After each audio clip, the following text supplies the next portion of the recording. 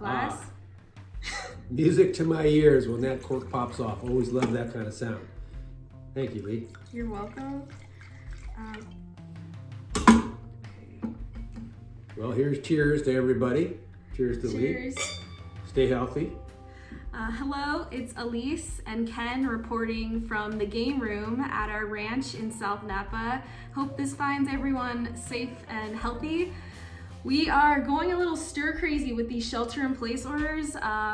We haven't been able to have a glass with anybody in a long time, so we thought we would do a virtual tasting with everybody today. So grab a glass of 2016 Elkhorn Pinot Noir, and here we go. And just remember this, if you can't drink with somebody, drink by yourself. As long as you're drinking, it's okay. Jeez. So our 2016, one of the things about our wines that has always seemed to be expressive year after year is the very prevalent fruit on the nose, what we call very fruit forward.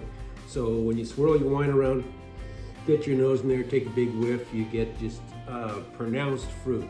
Black cherry, strawberry, raspberry, whatever you all want to call it, but you can't miss it. Yep. And on the palate, beautiful again, ripe red cherry, strawberry, plum, a little bit of pomegranate tart, and then our signature profile in our wine, which is this nice earthy component that just gives it a little bit of spice and a little bit of bite. And if I was pairing this wine with some food, it pairs really great with chicken, pork, any of your lighter white meats. For a vegetarian option, eggplant parmesan. I had it with eggplant parmesan this past week. Nice. And the tomatoes, the bright acidity in the tomatoes and the sweetness of the tomatoes really complements our Pinot Noir very well. So I encourage that pairing. Yeah, and you know what? If you don't want to get into the food pairing thing, which I seldom do, just drink the damn stuff. Good Pinot, love it. By itself, with food, by somebody, by yourself, doesn't make any difference. Just drink up. There you go.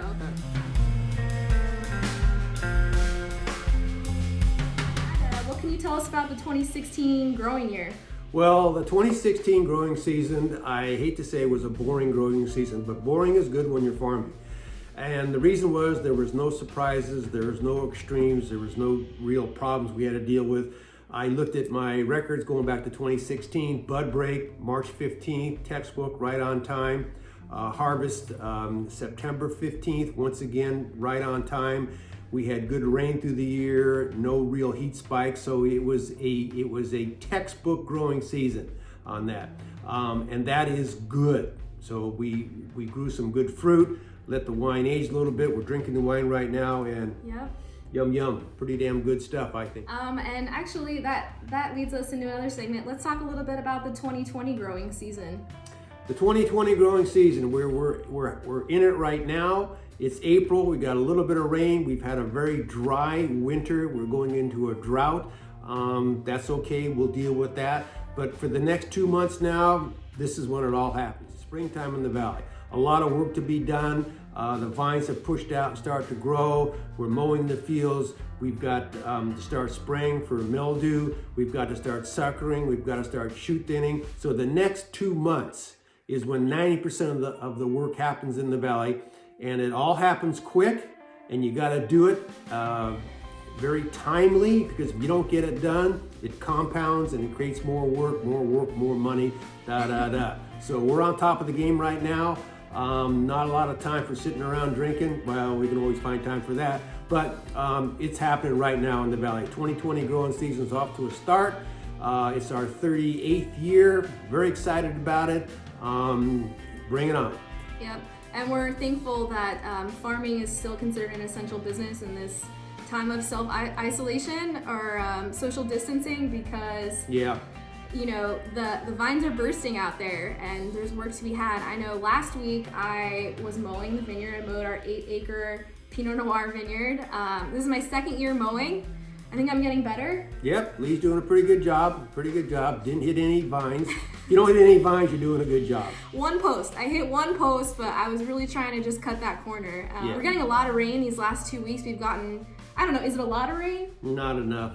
All right, well, we've gotten rain in the last 2 weeks, and as a result, the valley is just booming with wildflowers. It's tremendous. It's really beautiful. All right, so we had some questions, some topics that you guys submitted to us, so thank you so much for participating. We want to address those now. So Ed Thomas, Ed's one of our wine club members.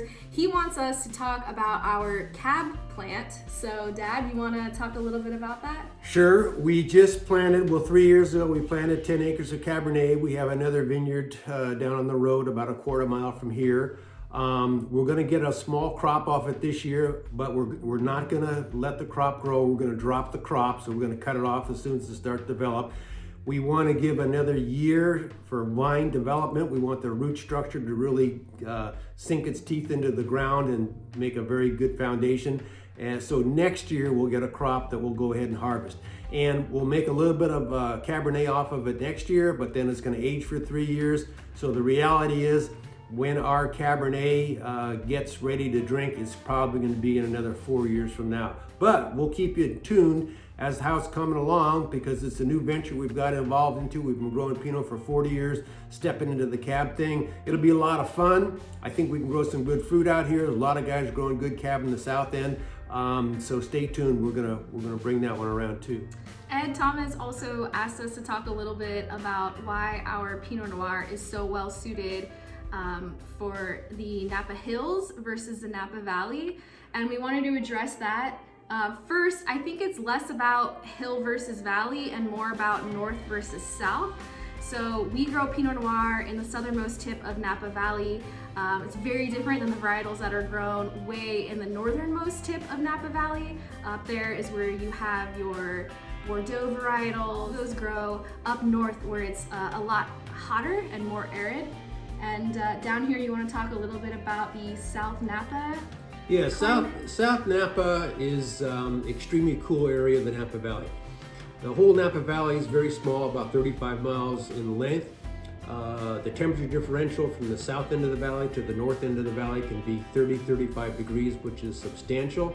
So, and the reason is our proximity to the bay. So we get a lot of bay influence here, marine influence. But anyhow, our Pinot is grown on south-facing hillsides. So what happens is during the day, south-facing sun, it warms up the soil, and then the vines grow all day. And when the evening comes around, the soil re-radiates the heat back out to the vines. So you have a very consistent temperature on the vines, good for development and ripening. And also it keeps it a little bit cooler in the evening time because of the marine influence. So South Napa, if you're looking to grow Pinot in the Napa Valley, Carneros, Jameson Canyon, both in South Napa, that's where it's happening. So we promised you some bonus content on our virtual tasting, and we're about to embark on that. So if you can't already tell, we're in Ken's game room. My dad has an amazing game room collection up at the ranch. When he's not farming, he's restoring antique pinballs and antique slot machines. My brother and me, we grew up playing Pac-Man and betting on different pinball games. Friday nights were spent behind the pinball. So it's really sentimental, these machines, to me. But Dad had a great idea to pair our 2016 Pinot Noir with one of his machines. So we're gonna go for it. Okay. All right. Okay, so since our Pinot Noir is very expressive of cherry, black cherry, things like that, I thought I would pair it with a slot machine. And the name of this slot machine is the Black Cherry, okay?